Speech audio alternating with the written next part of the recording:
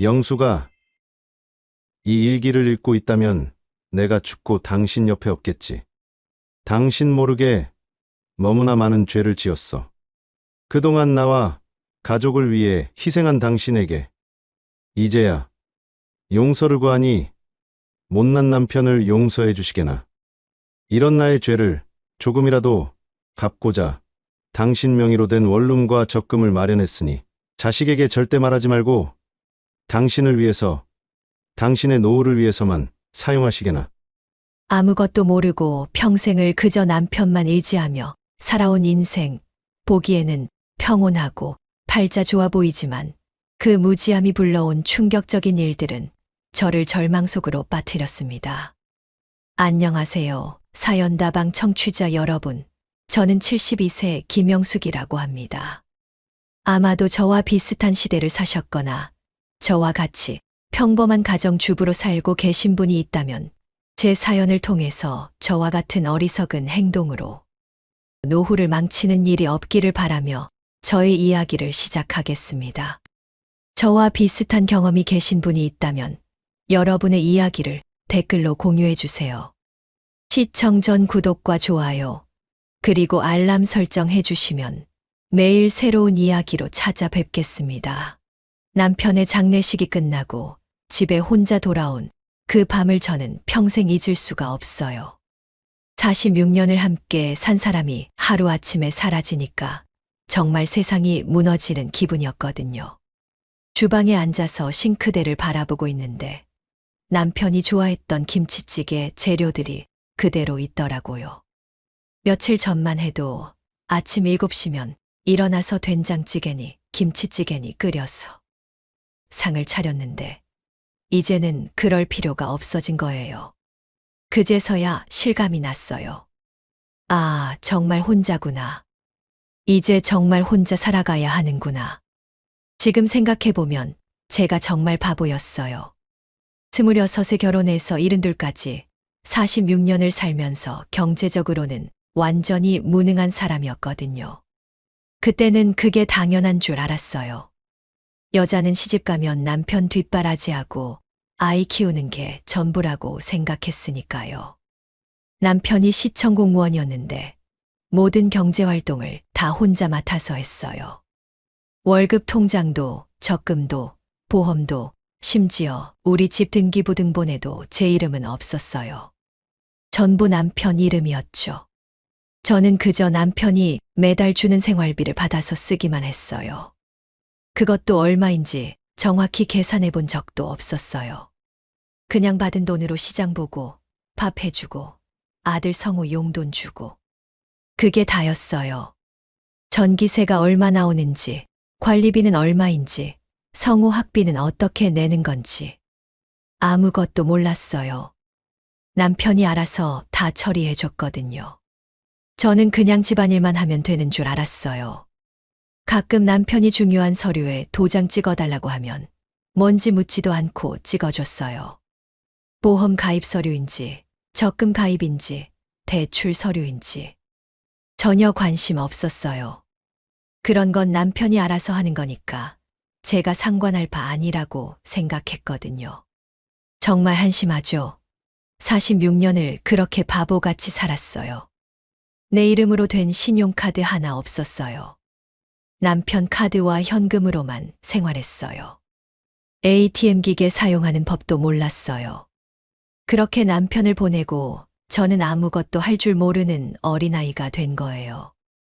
우리 집에 재산이 얼마나 있는지, 어떤 통장들이 있는지, 어떤 보험에 가입되어 있는지 아무것도 모르겠더라고요.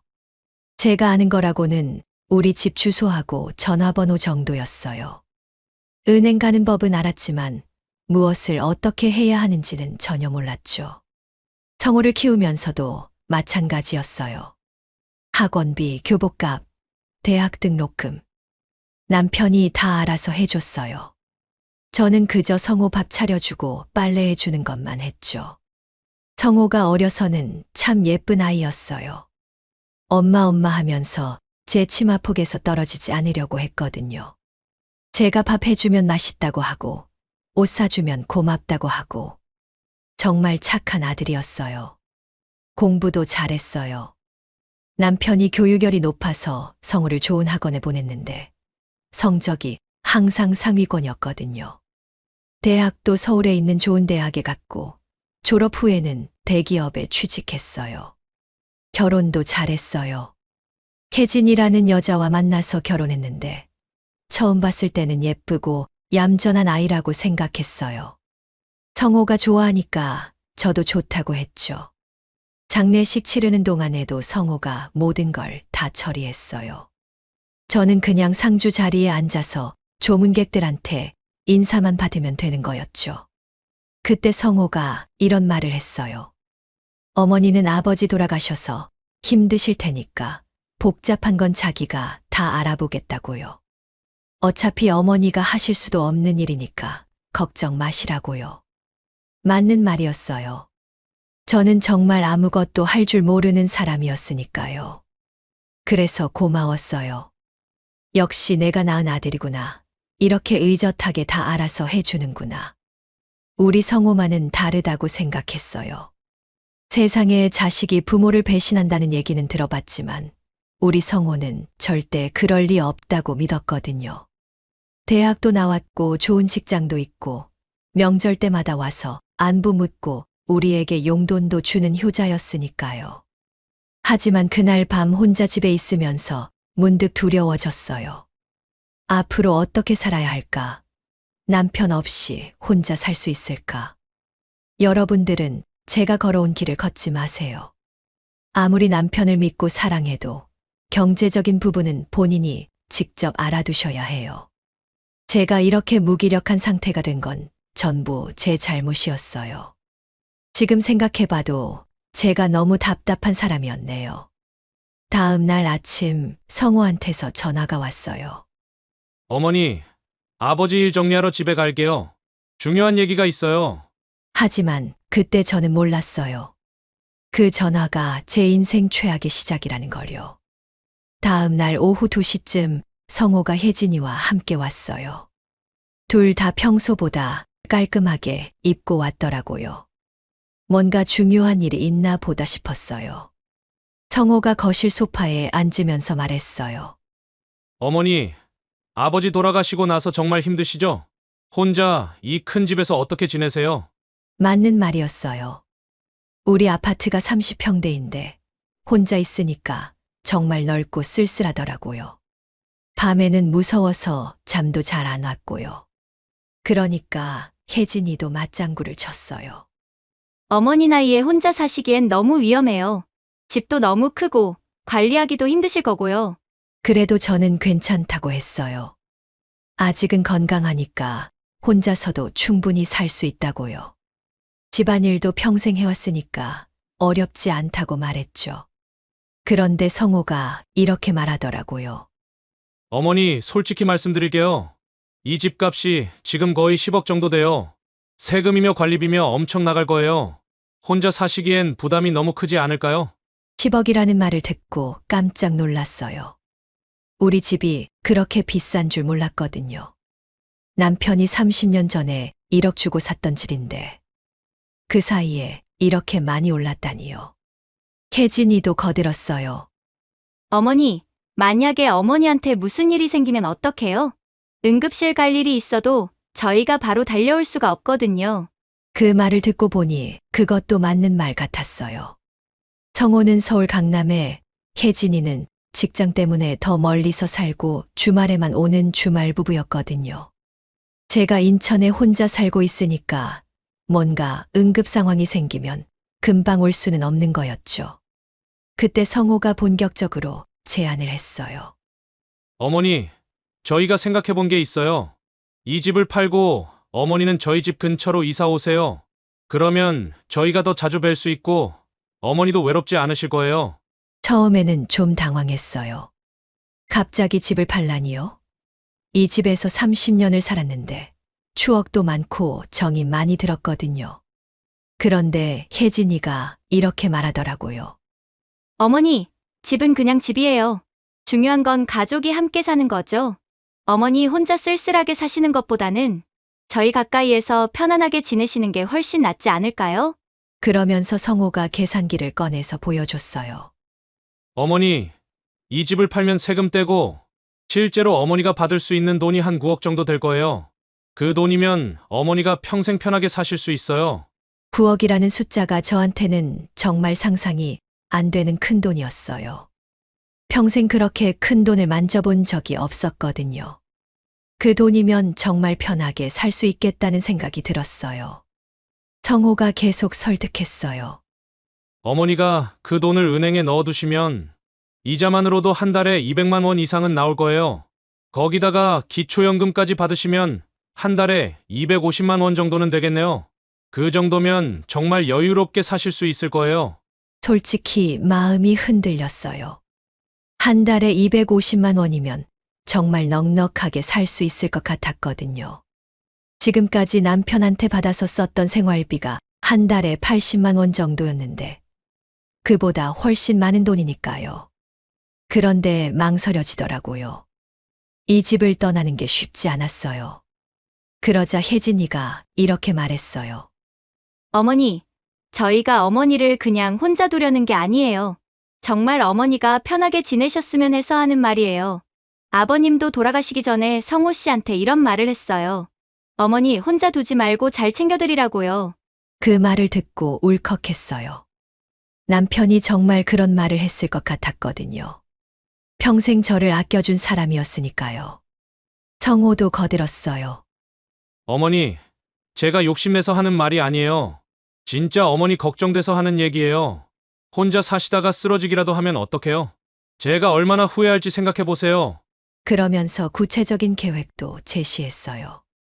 일단 집을 팔고 제가 성호 집 근처에 작은 원룸이나 투룸을 얻어서 지내라는 거였어요. 그러면 성호가 자주 들려서 안부도 확인하고 병원 갈 일 있으면 같이 가고 장보기 힘들면 대신 해주겠다고 했어요. 혜진이도 주말에는 같이 시간을 보내겠다고 약속했어요. 그리고 매달 생활비도 넉넉하게 드리겠다고 했고요. 그때까지만 해도 정말 고마웠어요.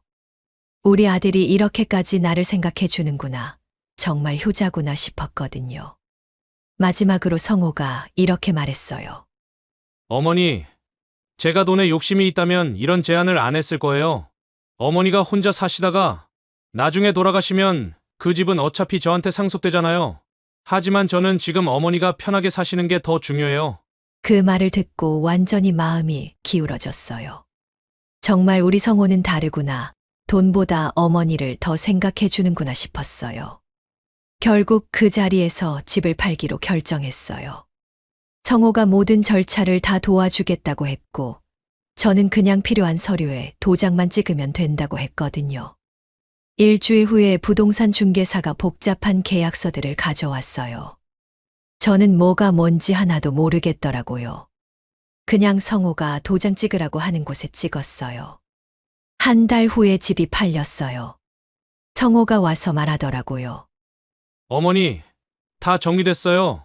세금 떼고 나니까 9억 정도 남았어요. 일단 이 돈은 제가 안전하게 관리해 드릴게요. 그리고 당장 생활비로 300만 원을 주더라고요. 이전에 받던 생활비보다 훨씬 많은 돈이었어요. 정말 고마웠죠. 우리 성호 정말 효자네 라고 생각했어요. 그때만 해도요. 첫 달은 정말 행복했어요. 300만 원이라는 돈이 제게는 꿈 같은 금액이었거든요. 성호 집 근처에 작은 투룸을 얻어서 지내고 있었는데 월세가 50만 원이었어요. 그러니까 생활비로 쓸 수 있는 돈이 250만 원이나 됐죠. 이렇게 넉넉하게 살아본 게 처음이었어요. 시장에서 좋은 고기도 사고 과일도 실컷 사고 성호가 가끔 들려서 안부 묻고 갈 때마다 맛있는 반찬도 해줄 수 있었어요. 성호도 처음에는 자주 왔어요. 일주일에 2~3번은 들렸죠. 어머니 어떻게 지내세요? 불편한 건 없으세요? 이런 말 하면서요. 그럴 때마다 정말 고마웠어요. 역시 우리 아들은 다르구나. 진짜 효자구나 싶었죠. 그런데 2번째 달이 되니까 뭔가 이상했어요. 성호가 오는 횟수가 줄어들기 시작했거든요. 일주일에 한 번 정도만 왔어요. 그것도 바쁘다면서 금방 가버리고요. 무엇보다 충격적이었던 건 생활비였어요. 두 번째 달에 성호가 가져온 돈이 100만 원이었거든요. 300만 원에서 갑자기 100만 원으로 준 거예요. 너무 놀라서 물어봤어요. 성호야, 이번 달은 왜 이렇게 적게 가져왔니? 그러니까 성호가 이렇게 말하더라고요. 어머니, 죄송해요. 요즘 회사 사정이 안 좋아서 제 월급도 좀 줄었거든요. 그리고 혜진이도 직장에서 스트레스 받아서 병원비가 좀 들어가고 있어서요. 그래서 이해한다고 했어요. 자식들도 살기 힘든 세상인데 어머니 생활비 때문에 부담 주고 싶지 않았거든요. 100만 원이면 그래도 혼자 살기에는 충분하다고 생각했어요. 하지만 월세 50만 원을 내고 나니까 생활비는 50만 원밖에 안 남더라고요. 전기세, 가스비, 통신비 요금 내고 나면 40만 원 정도. 그 돈으로 한 달을 살아야 하니까 갑자기 빠듯해졌어요. 그래도 참았어요. 자식한테 부담 주기 싫어서요. 고기는 못 사 먹더라도 계란이나 두부로 단백질을 보충하고 과일도 비싼 건 안 사고 바나나 같은 것만 사 먹었어요. 세 번째 달부터는 더 심해졌어요. 성호가 한 달에 한 번밖에 안 왔어요. 그것도 생활비 갖다 주러 잠깐 들르는 정도였죠. 예전처럼 앉아서 차 한 잔 마시면서 이런저런 얘기 나누는 일은 없어졌어요. 그리고 무엇보다 충격적이었던 건 혜진이의 변한 태도였어요. 그동안 그래도 상냥하게 말했었는데 갑자기 말투가 달라졌거든요. 어느 날 성호가 혜진이와 함께 왔는데 제가 현관에서 반갑게 맞이하려고 했어요. 그런데 혜진이가 현관 들어오자마자 손으로 코를 막더라고요. 그러더니 성호한테 이렇게 말했어요. 여보, 여기 냄새 진짜 역겨워요. 왜 이렇게 냄새 나죠? 저는 그 말을 듣고 얼굴이 확 달아올랐어요. 매일 샤워하고 깨끗하게 지내는데 무슨 냄새가 난다는 건지. 나이 들면서 몸에서 나는 냄새가 있을 수도 있지만 그렇게 노골적으로 말하다니요. 성호도 혜진이 편을 들더라고요. 어머니, 환기를 자주 해주세요. 집 안이 좀 답답한 것 같아요. 그날 밤에 거울을 보면서 혼자 생각해 봤어요. 정말 내가 냄새가 나나? 옷도 깨끗하게 입고 있고 머리도 감았는데. 그래도 혹시 모르니까 다음날 향수도 사서 뿌리고 방 안에 방향제도 뿌려놨어요. 하지만 그 다음에 혜진이가 와서는 더 심한 말을 했어요. 거실에 앉아서 주변을 둘러보더니 성호한테 이렇게 말하는 거예요. 여보, 우리가 냄새나는 이 집에 왜 매번 와야 해요? 그 말을 듣는 순간 가슴이 철렁 내려앉았어요. 집을 팔기 전에는 자주 오겠다고 먼저 말했었잖아요. 성호도 혜진이 말에 맞장구를 쳤어요. 그러게 말이야. 매번 여기 오는 것도 부담스럽고. 그때부터 노골적으로 저를 귀찮아하기 시작했어요. 예전에는 그래도 앉아서 차라도 한 잔 마셨는데 이제는 현관에 서서 생활비만 주고 바로 가버리려고 했어요. 제가 그래도 들어와서 차라도 한 잔 하고 가라고 하면 혜진이가 이렇게 말했어요. 어머니, 저희 바빠요. 굳이 여기 있어야 해요. 굳이 여기 있어야 해요? 그 말이 계속 제 머릿속에서 맴돌았어요. 저는 그냥 아들과 며느리 얼굴 보고 싶어서 차 한 잔 권한 건데 그게 그렇게 부담스러운 일인가요? 네 번째 달쯤 되니까 아예 대놓고 말하더라고요. 성호가 혜진이와 함께 와서는 이렇게 말했어요. 어머니, 저희가 생각해보니까 어머니가 여기서 혼자 지내시는 게 좀 비효율적인 것 같아요. 월세도 나가고 저희가 여기까지 오는 것도 부담스럽고요. 그러면서 새로운 제안을 했어요. 더 작은 원룸으로 이사 가시면 어떻겠냐고요. 월세도 더 적게 나가고 관리하기도 쉽다고 했어요. 처음에는 거절했어요. 지금 집도 충분히 작은데 더 작은 곳으로 가면 어떻게 사냐고요. 그런데 혜진이가 이렇게 말하더라고요. 어머니, 혼자 사시는데 굳이 이렇게 큰 집이 필요해요? 원룸이면 충분하잖아요. 원룸이면 저희가 관리하기도 훨씬 편할 거고요. 관리하기 편하다는 말이 특히 마음에 걸렸어요. 제가 관리받는 짐 취급을 받는다는 기분이 들었거든요. 그래서 계속 거절했어요. 그러자 이번에는 아예 직접적으로 말했어요. 어머니, 솔직히 말씀드릴게요. 저희가 매달 여기까지 와서 생활비 드리는 것도 부담스럽고, 어머니 혼자 이렇게 큰 집에서 지내시는 것도 비용이 많이 들어가잖아요. 차라리 작은 원룸으로 이사 가셔서 저희 부담도 줄이고 어머니도 편하게 지내시면 안 될까요? 저희 부담도 줄이고. 그 말을 듣는 순간 모든 게 명확해졌어요. 아, 내가 이 사람들한테 부담이구나. 성가신 존재구나. 결국 그들의 성화에 못 이겨서 더 작은 곳으로 이사하기로 했어요. 성호가 찾아준 곳은 월세 20만 원짜리 반지하 원룸이었어요. 제가 살던 투룸의 절반도 안 되는 크기였죠. 이사하는 날, 성호가 이렇게 말했어요. 어머니, 여기서 한 달만 지내세요. 더 좋은 곳을 찾아보고 있으니까요. 한 달만. 그 말을 믿었어요. 정말 바보같이요. 하지만 한 달이 지나고 두 달이 지나도 더 좋은 곳 얘기는 나오지 않았어요. 오히려 성호가 오는 횟수는 더욱 줄어들었죠. 비록 저를 남보다도 못하게 대하는 것에 속상했지만 아들과 며느리를 믿고 싶었어요. 하지만 작은 희망은 또 절망으로 바뀌었어요. 반지하 원룸에서 석 달째 살고 있을 때였어요. 성호가 약속했던 더 좋은 곳 얘기는 감감무소식이었고 생활비는 여전히 100만 원에서 더 이상 늘어날 기미가 없었어요. 월세 20만 원을 내고 나면 80만 원이 남는데 거기서 전기세, 가스비, 통신비, 요금 내고 나면 실제로 쓸 수 있는 돈은 70만 원 정도였어요. 하루에 2만 원씩 써야 하는 건데 솔직히 너무 빠듯했거든요. 그런데 어느 날 성호가 와서는 더 충격적인 말을 했어요. 어머니, 죄송한데 다음 달부터는 생활비를 좀 줄여야겠어요. 회사 사정이 정말 안 좋아져서요. 얼마나 줄인다는 거냐고 물어봤더니 50만 원으로 줄이겠다고 하더라고요. 100만 원도 부족한데 50만 원이라니.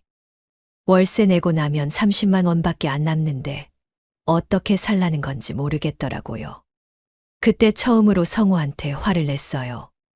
성호야, 그럼 엄마는 어떻게 살라고 그러니? 30만 원으로 한 달을 살 수 있을 것 같니? 그러니까 성호가 이렇게 말하더라고요. 어머니, 정 안 되시면 기초생활수급을 신청해보세요. 어머니 나이에 수입이 없으시니까 받을 수 있을 거예요. 기초생활수급. 평생 그런 거 받을 일이 없을 줄 알았는데 72살에 그런 신청을 해야 한다니요. 정말 참담했어요. 하지만 선택의 여지가 없었어요. 50만 원으로는 정말 살 수가 없었거든요. 그래서 며칠 후에 동사무소에 갔어요. 동사무소 사회복지과 직원분이 친절하게 설명해 줬어요. 기초생활수급자가 되시려면 재산 조사를 해야 한다고, 통장 잔고나 부동산 같은 걸 다 확인한다고 했어요. 저는 통장에 돈도 거의 없고 집도 없으니까 당연히 받을 수 있을 줄 알았어요. 그런데 며칠 후에 연락이 왔는데 거절됐다는 거예요. 너무 당황해서 이유를 물어봤더니 제 명의로 등록된 부동산이 있다고 하더라고요. 인천 어디에 빌라 하나가 등록되어 있다는 거였어요. 그 주소를 들어보니까 전혀 모르는 곳이었어요. 저는 그런 집이 있는지도 몰랐거든요. 혹시 착오가 있는 게 아니냐고 물어봤더니 분명히 제 이름으로 되어 있다고 하더라고요. 그날 밤에 성호한테 전화해서 물어봤어요. 성호야, 어머니 명의로 된 부동산이 있다는데 너 뭔지 아니? 성호도 모르겠다고 하더라고요. 아버지가 혹시 어머니 모르게 뭔가 해놓은 게 있나 보다고 한번 직접 가서 확인해 보라고 했어요. 다음 날 아침에 그 주소를 찾아갔어요. 지하철 2번 갈아타고 버스도 타서 1시간 넘게 걸렸어요. 도착해 보니까 오래된 빌라였는데 주소는 1층 102호였어요. 문 앞에 서서 망설이고 있는데 옆집 할머니가 나오더라고요. 그래서 여쭤봤어요. 혹시 이 집에 누가 살고 있는지 아세요? 그러니까 그 할머니가 이렇게 말하더라고요. 아, 거기요? 몇 년째 비어 있어요. 가끔 중년 남자분이 와서 청소하고 가시더니 한 1년 전부터는 그분도 안 오세요. 혹시 주인이세요? 1년 전. 남편이 돌아가신 게 1년 전이에요. 그 중년 남자분이 남편이었나 봐요. 관리사무소에 가서 사정을 설명하고 열쇠를 받았어요. 제 명의로 된 집이니까 열쇠를 주더라고요. 문을 열고 들어가는데 정말 마음이 두근거렸어요. 남편이 저 몰래 뭘 해놨다는 건지. 들어가 보니까 정말 작고 오래된 빌라였어요. 하지만 깔끔하게 정리되어 있었고 가구도 기본적인 것들은 다 있었어요. 침대, 책상, 냉장고, 작은 옷장. 냉장고를 열어보니까 비어 있었고 옷장도 비어 있었어요. 그런데 책상 서랍을 열어봤더니 거기에 뭔가 있더라고요. 첫 번째 서랍에는 이 집 관련 서류들이 있었어요. 매매 계약서를 보니까 3년 전에 남편이 제 명의로 구입한 집이었어요. 가격이 8천만 원이었고요. 그때까지만 해도 남편이 저를 위해서 비상금처럼 마련해둔 집인가 보다 생각했어요. 혹시 뭔 일이 생겼을 때 제가 살 수 있도록 준비해둔 거겠죠. 그런데 두 번째 서랍을 열어봤는데 거기에 낡은 일기장이 하나 있더라고요. 남편 글씨로 적혀 있는 일기장이었어요. 첫 페이지를 펼쳐봤는데 날짜가 2022년 3월로 되어 있었어요. 남편이 죽기 2년 전이었죠. 첫 줄을 읽는 순간 온몸에 소름이 돋았어요. 오늘 미영이와 처음 만났다. 회사 후배인데 나보다 20살이나 어리다. 영숙이에게는 절대 들키면 안 된다. 미영이 남편한테 다른 여자가 있었다는 거였어요. 그것도 20살이나 어린 여자예요. 손이 떨렸지만 계속 읽어봤어요. 1장, 2장. 읽을수록 더 충격적이었어요. 미영이가 예쁘다고 전다고, 영숙이는 이제 늙어서 매력이 없다고. 그런 말들이 적혀 있었어요. 5년 동안 그 여자와 만났다고 했어요. 일기 끝부분에는 이렇게 씌어 있었어요. 미영이가 다른 남자를 만나기 시작했다. 나이 많은 남자는 이제 싫다고 한다. 그동안 나를 이용한 거였나? 나는 정말 바보 같다. 그리고 마지막 부분에는 이런 내용이 있었어요. 영수가 정말 미안하다. 나는 너무 나쁜 남자였다. 너는 평생 나만 믿고 살았는데 이런 짓을 했다니. 미영이한테 쓴 돈만 5천만 원이 넘는다. 영숙이 몰래 적금 깨고 보험금도 빼고. 하지만 영숙이만은 편하게 살 수 있게 해주고 싶다. 보험금과 퇴직금을 합쳐서 8억 정도 모을 수 있을 것 같다. 이 돈만큼은 영숙이가 꼭 받을 수 있게 해야 한다. 8억. 남편이 저를 위해서 8억을 마련해뒀다는 거였어요. 그 돈이 어디 있는지도 적혀 있었어요. 은행 이름과 계좌번호까지 자세히 적혀 있었거든요. 그런데 마지막 페이지에 이런 말이 있었어요. 영수가 이 일기를 읽고 있다면 내가 죽었다는 뜻이겠지? 정말 미안하다. 하지만 이 집과 8억은 내가 꼭 가져야 한다. 누구에게도 말하지 말고 내가 직접 찾아가서 받아라. 일기장을 다 읽고 나니까 눈물이 왈칵 쏟아졌어요. 남편의 외도도 충격적이었지만 그래도 마지막에는 저를 생각해 줬다는 게 복잡한 감정이었어요. 하지만 이제 희망이 생겼어요. 8억이 있다면 성호한테 굽실거리며 살 필요가 없잖아요. 당장 은행에 가서 확인해 봐야겠다고 생각했어요. 그런데 그때는 몰랐어요. 이미 그 8억은 사라진 후였다는 걸요. 일기장을 품에 꼭 안고 그 작은 빌라에서 한참을 앉아 있었어요. 눈물이 계속 흘러서 멈출 수가 없더라고요. 남편의 배신감과 동시에 그래도 마지막에는 저를 생각해 줬다는 고마움이 복잡하게 얽혀 있었거든요. 일기장을 다시 찬찬히 읽어봤어요. 은행 이름과 계좌번호가 정확히 적혀 있었고, 보험회사 이름과 증권번호도 있었어요.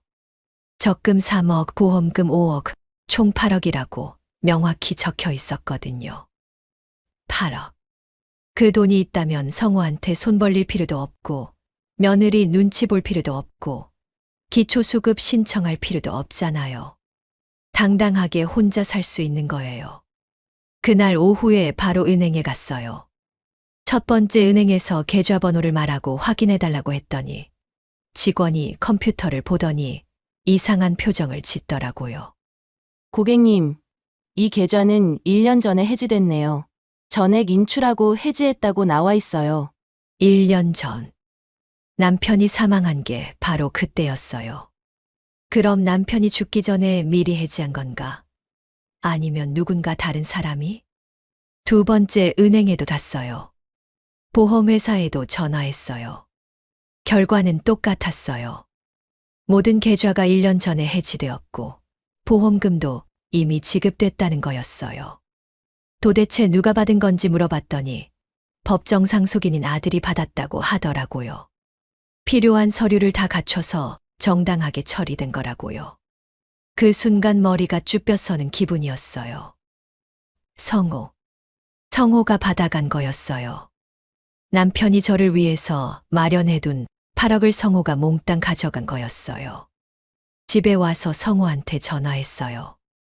목소리가 떨렸지만 최대한 평정심을 유지하려고 했어요. 성호야, 아버지 돌아가실 때 보험금이나 적금 같은 거 받은 게 있니? 그러니까 성호가 태연하게 말하더라고요. 아, 네. 아버지 보험금하고 퇴직금에서 한 8억 정도 나왔어요. 그런데 왜요? 한 8억 정도. 정확히 일기장에 적힌 금액이었어요. 성호가 분명히 알고 가져간 거였어요. 그 돈을 어디다 썼냐고 물어봤더니 집 사는데 보탰다고 하더라고요. 강남에 아파트 살 때 돈이 부족해서 그 돈을 보탰다고요. 가슴이 터질 것 같았어요. 성호는 아버지가 죽자마자 그 돈을 다 가져간 거였어요. 그러면 엄마는 엄마 생활비는 어떻게 하려고 그랬냐고 물어봤더니 성호가 이렇게 말하더라고요. 어머니, 저희가 매달 생활비 드리잖아요. 그걸로 충분하시죠? 매달 50만 원으로 충분하다고. 8억이 있었으면 내가 이런 초라한 생활을 할 필요가 없었는데. 그런데 성호는 전혀 죄책감이 없어 보였어요. 오히려 그런 걸 왜 물어보냐는 식으로 말하더라고요. 그날 밤에 잠을 한숨도 못 잤어요. 성호가 그런 아이는 아닌 줄 알았는데 아버지가 어머니를 위해서 마련해둔 돈이라는 걸 알면서도 가져갔다는 게 믿어지지 않았어요. 며칠 후에 법무사 사무실에 상담을 받으러 갔어요. 법적으로 어떻게 할 방법이 있는지 알아보고 싶었거든요. 법무사가 일기장과 관련 서류들을 꼼꼼히 보더니 심각한 표정으로 말하더라고요. 할머니, 이건 명백한 횡령이에요. 아드님이 아버지의 유언이나 의도를 무시하고 상속자라는 이유만으로 돈을 다 가져간 거니까요. 하지만 문제가 있다고 했어요. 그 일기장이 법적으로 얼마나 효력이 있을지 모르겠다는 거였어요. 정식 유언장이 아니라 개인 일기이기 때문에요. 그래도 시도해볼 만하다고 했어요. 특히 일기장에 구체적인 금액과 계좌번호, 그리고 어머니를 위한 돈이라는 의도가 명확히 적혀 있으니까 승산이 있다고요. 법무사가 물어봤어요. 할머니, 정말 아드님과 법적 다툼을 벌이실 생각이세요? 가족 사이에 이런 일이 생기면 관계가 완전히 끊어질 수도 있어요. 저는 잠시 망설였어요. 그래도 내 아들인데 하지만 그동안 당했던 일들이 하나씩 떠올랐어요. 며느리의 모욕적인 말들, 점점 줄어든 생활비, 반지하 원룸으로 내쫓은 것들. 결국 결심했어요. 네, 하겠습니다. 저도 당당하게 살 권리가 있잖아요. 법무사가 여러 가지 방법을 제시했어요. 먼저 성호에게 내용 증명을 보내서 돈을 돌려달라고 요구해보자고 했어요. 그래도 안 되면 민사소송을 진행하자고요. 그런데 법무사가 한 가지 더 확인해보자고 하더라고요. 성호가 그 8억으로 정확히 뭘 했는지, 어떤 재산을 샀는지 조사해보자고요. 며칠 후에 법무사한테서 연락이 왔어요. 조사 결과가 나왔다는 거였어요. 성호가 1년 전에 강남에 30억짜리 아파트를 샀는데 대출이 13억이고 자기 돈이 17억이었다고 하더라고요. 정확히 제가 살던 아파트 판 돈과 저에게 물려준 8억을 합한 금액이에요. 그리고 더 충격적인 사실도 알려줬어요. 성호 부부가 작년에 해외여행을 5번이나 갔고, 혜진이가 명품 가방을 여러 개 샀고, 새 차도 샀다는 거예요. 그 돈이 제가 살던 아파트 판 돈과 남편이 저에게 물려준 돈이었던 거예요. 그 얘기를 듣는 순간 정말 화가 치밀어 올랐어요. 어머니는 반지하에서 하루 2만 원으로 연명하고 있는데 그들은 17억으로 호화 생활을 하고 있었던 거예요. 법무사가 말했어요.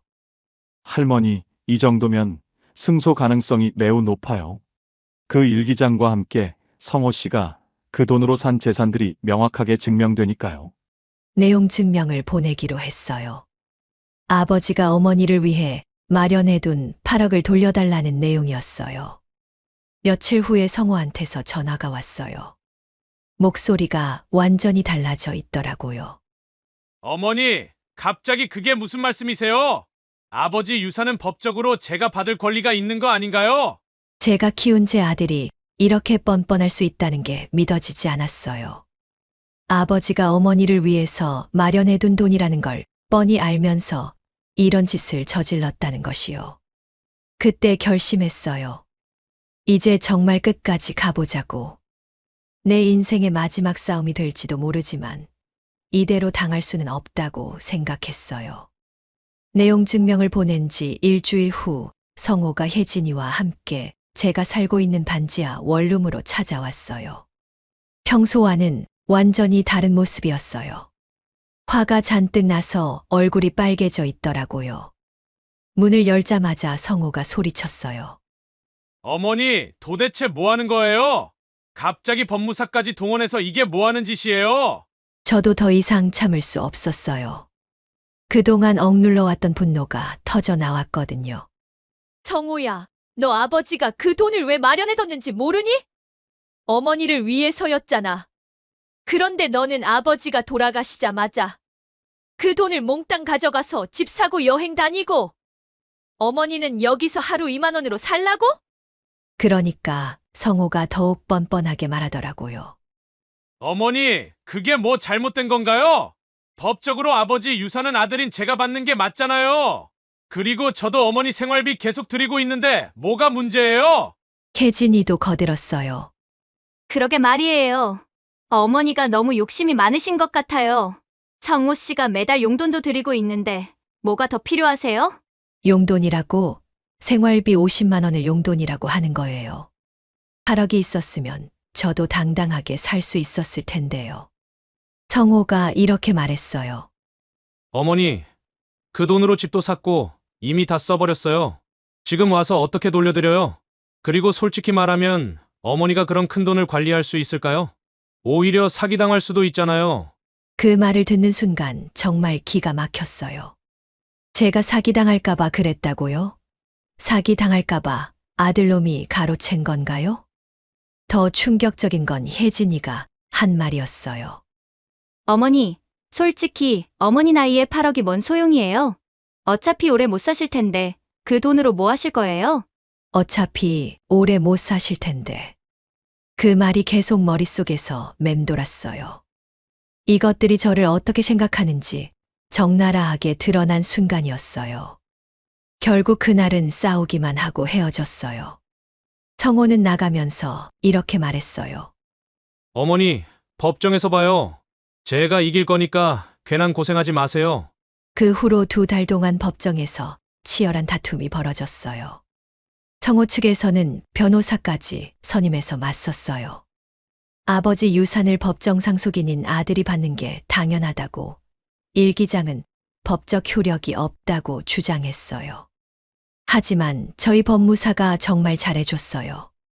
남편의 일기장뿐만 아니라 성호가 그 돈으로 산 재산들, 해외여행 내역, 명품 구입 내역까지 다 증거로 제출했어요. 특히 결정적이었던 건 남편 직장 동료의 증언이었어요. 남편이 생전에 그 동료에게 이런 말을 했었다고 해요. 영숙이 혼자 살게 될까봐 걱정이라고, 돈을 좀 모아뒀는데 성호한테는 말하지 않을 거라고요. 법정에서 성호를 마주했을 때 정말 마음이 아팠어요. 제가 낳은 아들인데 이렇게 맞서 싸우게 될 줄 누가 알았겠어요. 하지만 더 이상 물러설 수 없었어요. 성호는 끝까지 뻔뻔했어요. 증인석에서 이렇게 말했어요. 저는 어머니를 위해서 한 일이에요. 어머니가 큰 돈을 가지고 있으면 사기꾼들이 접근할 수도 있고 건강하지 않은 투자를 할 수도 있잖아요. 그래서 제가 대신 관리하면서 매달 생활비를 드리는 게 더 안전하다고 생각했어요. 정말 어이없었어요. 17억을 가져가서 본인들이 쓰고는 어머니를 위해서 했다고요? 혜진이도 증인으로 나와서 말했어요. 시어머니는 나이가 많아서 판단력이 떨어지세요. 그리고 너무 의존적이어서 저희한테 매일 전화하고 자주 와달라고 하세요. 저희도 생활이 있는데 부담스러웠어요. 의존적이라고요? 며칠에 한 번 안부 전화한 게 의존적인 거라고요? 그리고 자주 와달라고 한 적도 없어요. 오히려 저는 자식 눈치만 보면서 살았거든요. 3개월 후에 판결이 나왔어요. 법원에서는 남편의 일기장과 여러 증거들을 종합해서 성호가 8억을 저에게 돌려줘야 한다고 판결했어요. 판사가 이렇게 말했어요. 고인의 명확한 의사가 일기장에 표현되어 있고 그 돈이 부인을 위한 것임이 분명하다. 아들이 법정 상속인이라는 이유만으로 고인의 의사를 무시할 수는 없다. 그 순간 정말 시원했어요. 72년 인생에서 가장 짜릿한 순간이었어요. 법무사도 축하한다고 하면서 정말 좋아하더라고요. 하지만 성호는 끝까지 항소하겠다고 버텼어요. 그래서 또 6개월을 더 기다려야 했어요. 2심에서도 저희가 이겼어요. 대법원까지 가지는 않았어요. 성호 측 변호사도 이길 가능성이 없다고 포기하라고 했나 봐요. 최종 판결 후 한 달 뒤에 성호와 혜진이가 또 찾아왔어요. 이번에는 완전히 달라진 모습이었어요. 정말 겸손하게 고개를 숙이고 들어오더라고요. 성호가 말했어요. 어머니, 정말 죄송해요. 제가 잘못 생각했어요. 이제부터 진짜로 어머니를 잘 모시겠어요. 저희 집으로 오세요. 혜진이도 180도 달라진 모습으로 말했어요. 어머니, 정말 죄송해요. 앞으로 효도하면서 살겠어요. 좋은 집도 구해드릴게요. 하지만 저는 더 이상 그들의 말을 믿을 수 없었어요. 8억 때문에 갑자기 태도가 바뀐 거잖아요. 진짜 반성해서가 아니라 돈 때문에 다시 비굴해진 거예요. 그래서 단호하게 말했어요. 성호야, 이제 너무 늦었다. 나는 이제 혼자 살 거야. 너희들 도움 필요 없으니 신경도 쓰지 마. 이제 남은 인생은 나를 위해서 살 거야. 그들이 나간 후에 거울을 보면서 말했어요. 영수가, 이제 진짜 자유야. 이제 진짜 내 인생이 시작되는 거야. 법원에서 최종 승소 판결을 받은 후 제 인생은 완전히 달라졌어요. 제가 살던 10억 아파트 매각대금 9억 중 제 상속분 5억 4천만 원과 되찾은 8억 합쳐서 13억 4천만 원이 제 통장에 들어왔을 때 그 기분을 어떻게 표현해야 할까요? 72년 인생에서 처음으로 제 이름으로 된 큰돈을 가지게 된 거였어요. 더 이상 누구한테 손 벌리지 않아도 되고 눈치 보지 않아도 되고 굽실거리지 않아도 되는 거예요. 첫 번째로 한 일이 집을 구하는 것이었어요. 반지하 원룸에서 나와서 햇볕이 잘 들고 깨끗한 아파트를 샀어요. 인천 송도에 있는 25평짜리 아파트였는데 5억에 샀어요. 월세 걱정 없는 완전히 제 집이에요. 새 집에 이사 간 첫날 밤 넓은 거실에 앉아서 창밖을 바라보는데 정말 꿈 같았어요. 이렇게 좋은 집에서 혼자 살 날이 올 줄 누가 알았겠어요. 그리고 제가 그동안 해보지 못했던 일들을 하나씩 해봤어요. 좋은 음식도 맘껏 먹고 옷도 예쁜 걸로 사 입고 여행도 갔어요. 제주도도 가보고 부산도 가보고 72살에 처음 해보는 자유여행이었어요. 하지만 무엇보다 의미 있었던 건 저와 같은 처지에 있는 여성들을 돕는 일이었어요. 법무사 사무실에서 알게 된 할머니들이 있었거든요. 다들 자식들한테 재산을 빼앗기거나 제대로 된 생활비도 못 받으면서 힘들게 살고 있었어요. 그래서 작은 상담센터를 차렸어요. 여성 노후 자립 상담소라는 이름으로요. 월세 100만 원짜리 작은 사무실이었지만 저한테는 정말 소중한 공간이었어요. 그곳에서 저와 비슷한 경험을 한 여성들을 만났어요.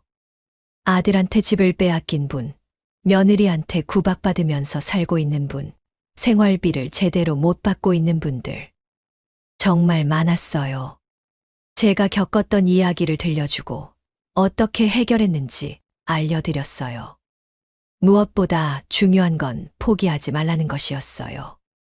나이가 많다고 해서, 여자라고 해서, 경제관념이 없다고 해서 당하고만 살 필요는 없다는 거예요. 특히 강조한 건 이런 것들이었어요.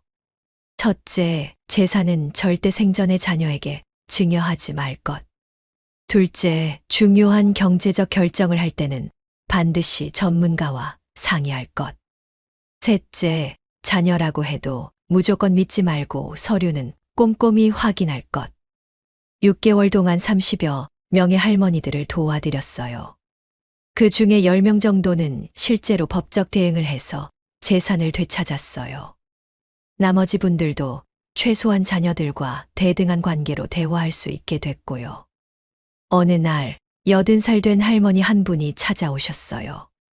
아들이 할머니 명의 집을 팔아서 자기 사업 자금으로 쓰고는 할머니를 요양원에 보내려고 한다는 거예요. 정말 화가 났어요.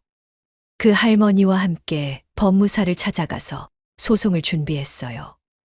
6개월 후에 할머니가 집을 되찾았을 때 그분이 저한테 이렇게 말했어요. 영숙 씨 덕분에 제가 이렇게 당당하게 살 수 있게 됐어요. 80살에 이런 일을 할 줄 누가 알았겠어요. 그 말을 듣는 순간 정말 보람을 느꼈어요. 제가 겪었던 고통이 헛되지 않았다는 생각이 들었거든요. 성호는 그 후로도 가끔 연락했어요. 명절 때마다 안부 전화도 하고 가끔은 찾아오려고도 했어요. 하지만 저는 단호하게 거절했어요. 성호야, 이제 우리는 남남이다. 내가 필요할 때만 찾는 어머니가 되고 싶지 않다. 나도 나름대로 바쁘게 살고 있으니까 연락하지 마라. 처음에는 서운해했지만 지금은 이해하는 것 같아요. 가끔 멀리서 제 소식을 듣곤 한다는 얘기를 들었어요. 저는 지금 정말 만족스러운 생활을 하고 있어요. 아침에 일어나서 커피 한 잔 마시면서 신문 보는 것부터 시작해서 상담소에서 다른 할머니들과 차 마시며 대화하는 것까지. 모든 게 제 선택이에요. 돈도 제가 관리해요. 처음에는 어려웠지만 지금은 인터넷 뱅킹도 하고 적금도 넣고 펀드 투자도 해요. 72살에 배운 거예요. 나이는 핑계일 뿐이더라고요. 가끔 젊은 여성들이 상담소에 와서 물어봐요. 할머니, 어떻게 그런 용기를 낼 수 있었어요? 그럴 때마다 이렇게 말해드려요. 용기가 아니라 절박함이었다고요. 이대로 살면 정말 비참하게 죽을 것 같았거든요. 그런데 싸워보니까 이길 수 있더라고요. 여러분들도 기억하세요. 나이가 많다고 해서, 여자라고 해서 공부를 많이 못했다고 해서 당하고만 살 필요는 없어요. 내 권리는 내가 지켜야 해요. 특히 경제적인 부분은 절대 다른 사람한테 맡기지 마세요. 아무리 믿을 만한 사람이라도 말이에요. 제가 46년 동안 남편한테 맡겼다가 얼마나 고생했는지 보셨잖아요. 저는 지금 1년 전과는 완전히 다른 사람이 됐어요. 그때는 무력한 할머니였다면 지금은 당당한 독립 여성이에요. 남은 인생이 얼마나 될지는 모르지만 적어도 제 마지막 순간까지는 누구한테도 굽신거리지 않고 당당하게 살 거예요. 그게 진짜 존엄한 노후라고 생각해요. 여러분들도 포기하지 마세요. 언제든 새로운 시작이 가능해요. 저처럼요. 72살에 시작한 제 인생 역전극이 끝났어요. 돌이켜보면 참 많은 일이 있었네요. 남편의 배신, 아들의 횡령, 며느리의 모욕. 그 모든 걸 견뎌내고 이겨낸 제가 대견해요. 가장 큰 깨달음은 이거였어요. 나이는 그냥 숫자일 뿐이라는 것. 72살에도 새로운 걸 배울 수 있고 새로운 시작을 할 수 있다는 거예요. 그리고 아무리 가족이라도 제 권리는 제가 지켜야 한다는 것. 무조건적인 희생과 믿음이 항상 보답받는 건 아니더라고요. 지금의 저는 누구에게도 굽신거리지 않아요. 제 돈으로 제 집에서 제가 하고 싶은 일을 하면서 당당하게 살고 있어요. 이게 진짜 존엄한 노후가 아닐까 싶어요. 여러분들도 혹시 저와 비슷한 상황에 계신가요? 아니면 주변에 이런 분들이 계신가요? 댓글로 여러분의 이야기를 들려주세요. 그리고 무엇보다 기억하세요. 포기하지 마세요. 언제든 변화는 가능해요. 용기만 있다면 말이에요. 오늘 제 이야기가 여러분께 조금이라도 도움이 되었다면 구독과 좋아요 부탁드려요. 그리고 같은 고민을 하고 있는 분들께 이 영상을 공유해 주세요. 여러분의 소중한 댓글 하나하나가 저에게는 큰 힘이 됩니다. 감사합니다.